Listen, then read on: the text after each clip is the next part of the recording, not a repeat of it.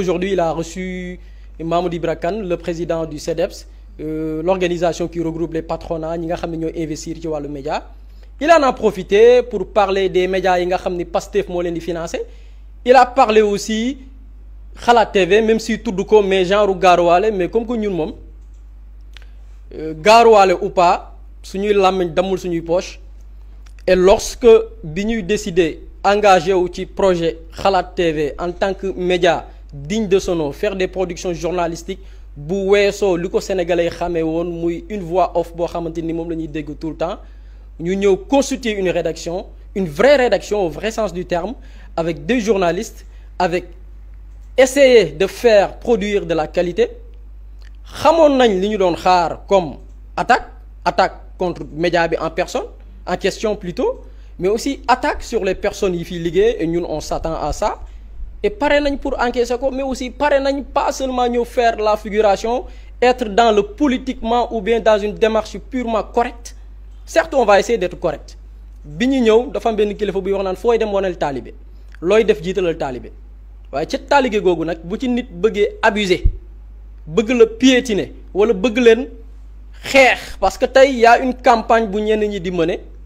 bu large campagne bu large mooy y a un média buy envoyé ay nitam pour attaquer bépp support que ce soit média wala chaîne YouTube boo xam ni jàpp nañ ni da nga am benn corrélation boo taqeek Pastef wala ñeneen ñoo xam ni nag dañu am benn visée sur Xalaat TV et ce n'est pas des petits journalistes ou bien des petits médias yi nga xam ne ñoo tolloo doole parce que comme je l'ai dit même bu fekkee ñeneen ñi nangu ko Xalaat TV est un petit média bu ñu xoolee bi ñu ko créé la rédaction et tout mais souvent les attaques devaient venir ci des grands médias ñi ñuy wooyee entre guillemets de grands man entre guillemets laa koy def parce que grand média pour man leneen la et peut-être dañu am occasion revenir ci ñi ñuy wooyee aussi de grands journalistes je mets toujours les guillemets grands journalistes ci naka sénégalais yi ñenn ñi ñoo ko def ñoo leen considérer comme des grands journalistes mais man je les considère pas comme des grands journalistes si je prends l'exemple de Babacar Fall parce qu'il a parlé de état bi dem na sa ba reconnaître un média boo xam ni bi Sénégal tolle ci benn période moo doon ñaax nit ñi pour xeex ak yooyu noonu sans que je parlais que ñun on assume bi ñu décidé créer une rédaction pour Xalaat TV nekk ci journaliste di ci liggéey di def des productions journalistiques la weesu lañ xamee chaîne bi muy une voix off buy joxe des analyses yoo xam ni sénégalais quasi totalité ñoo ci gis seen bopp dañu pare woon pour assumer bépp attaque boo xam ne mi ngi jugee ci ces gens là c'est-à-dire que il parle de combat une chaîne boo xam ni moo doon porter ces combats là tey nous qui travaillons man je parle personnellement sur le plan personnel parce que actuellement au sein de la rédaction c'est moi qui coordonne la rédaction j'assume on assume li nga xamante ni nii par le passé chaîne bi daf ko jëloon comme position parce que chaîne bi kañ la jëloon position moment bi nga xam ni des médias moom Babacar Fall fi muy liggéey muy GFM il versait dans la manipulation il versait dans le mensonge il versait dans une campagne de liquider une opposition boo xam ne dañuy jàpp ne ñii dañ leen war a faagaagal ray leen ñoom ils avaient joué le jeu pour le compte du régime bi fi nekkoon muy régime Macky Sall Xalaat TV pourquoi mu am doole dama koy wax souvent pourquoi des chaînes comme Xalaat TV am doole même parfois ñun journalistes on se pose des questions pourquoi une chaîne comme Xalaat TV am doole alors que li mu doon def c'est pas du journalisme c'est parce que à un moment donné ñun journalistes yi joué wuñ suñu rôle ñun journalistes yi on était complices ñun journalistes yi ñi ngi nekkoon ci manipulation ñun journalistes yi pour des per diem ak neexal yi nga war a jot ci nguur kawatina ki fi newoon muy nguuru Macky Sall tax na ñu bari muur seen i bët tëj seen làmmiñ jël seen i stylo wala bokk bu ñu ko jëfandikoo ci safaan lañ koy jëfandikoo loolu moo may doole des chaînes comme Xalaat TV yu taxawul dëgg. Pourquoi combat? On était dans une époque boo xamante ni nii wax tooñ la moo xam wax saagoo waxoo lu ñaaw diffamé woo dañ lay jàpp tëj la ci kaso bi on a vu des tas d'exemples. Un groupe comme GFM bi Babacar Fall di liggéeyee ils ont participé à cette propagande de mensonges tey je parle d'exemple Babacar Fall man je le connais personnellement j'ai son numéro même amoon naa ko bokk je l'ai plus li muy def par exemple je parle d'exemple du journalisme c'est pas du journalisme on est sorti de la même école muy CESTI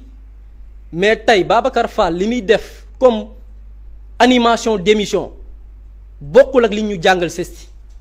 Babacar Fall man su ma jël référence je le prends pas comme une référence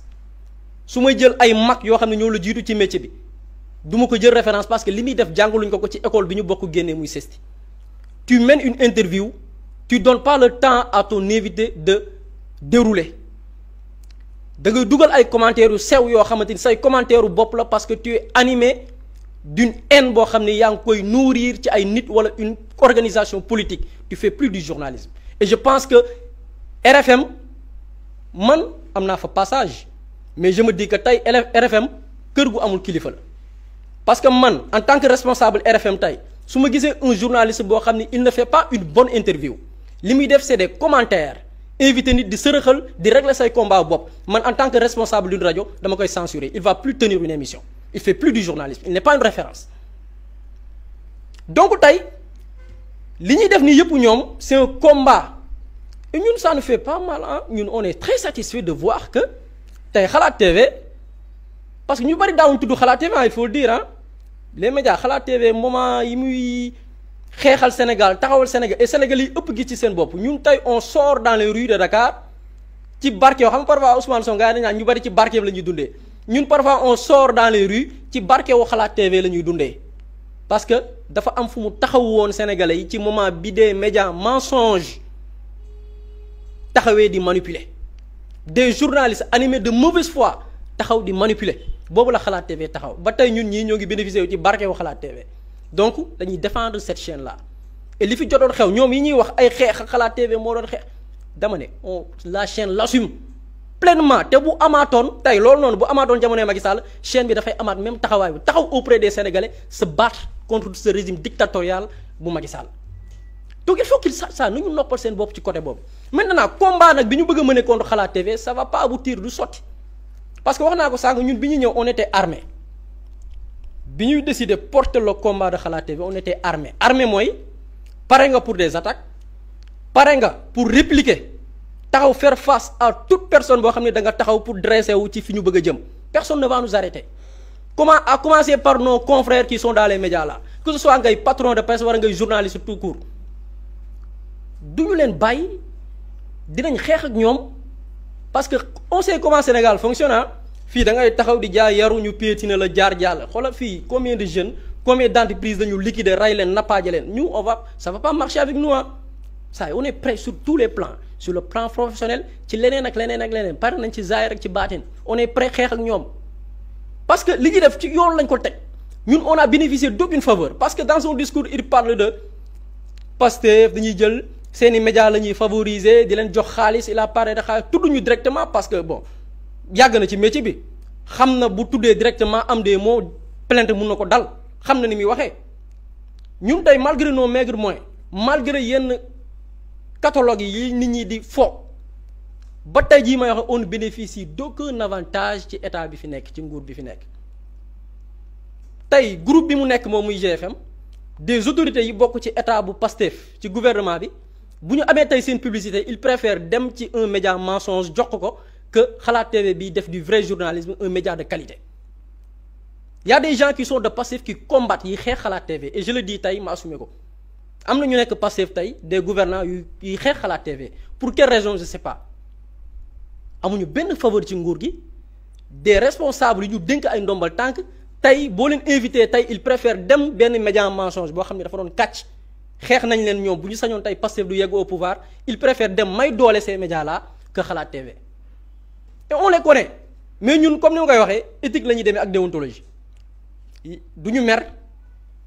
nit def benn attitude bi du tax ñu changer suñu direction naan dañuy xeex ak nit dañuy def suñu liggéey comme ni mu waree du ñu def suñu liggéey bi duñ ci leble duñ ci fayle bor duñ ci faj mer parce que boo duggee ci faj mer rek ci ngay manque d'objectivité dañuy def suñu liggéey comme ni mu waree bu amee lu arrangé loo xam ne dafa arrangé nguur gi donte am na ñu nekk ci ñoom ñu ñuy xeex dañ koy wax du ñu jë considérer que am na ñenn ci ñoom ñoo xam ne ils essaient d'enterrer Xalaat TV et ça existe des autorités des ministres des directeurs généraux yoo xam ne ils préfèrent dem ci ay médias yi leen doon xeex tey que Xalaat TV parce qu'ils veulent combattre Xalaat TV ça existe il faut que les autorités seeni kilifa xam ko bu ñu yoree seeni publicité xam nga il parle d'argent xaalis yi passé bi publicité yi ñu am fi yëpp ay publicité privée la ay entreprises privées ñoo ñuy jox ay publicité Xalaat TV musul am publicité état bu jugee ci ministère wala bu jugee ci direction dañuy préférer dem jox ko TFM wala beneen émission ñoo xam ni boo xoolee ñu ci bari dans leur démarche dañ leen combattre dañ leen xeex ba seen ñàkk pexe bi ñu ñàkk pexe ñu toog te ba tey ñu ngi continuer di leen xeex. On fonctionne comme ça pour que les Sénégalais le sachent mais quant à des journalistes qui versent dans le mensonge et dans la manipulation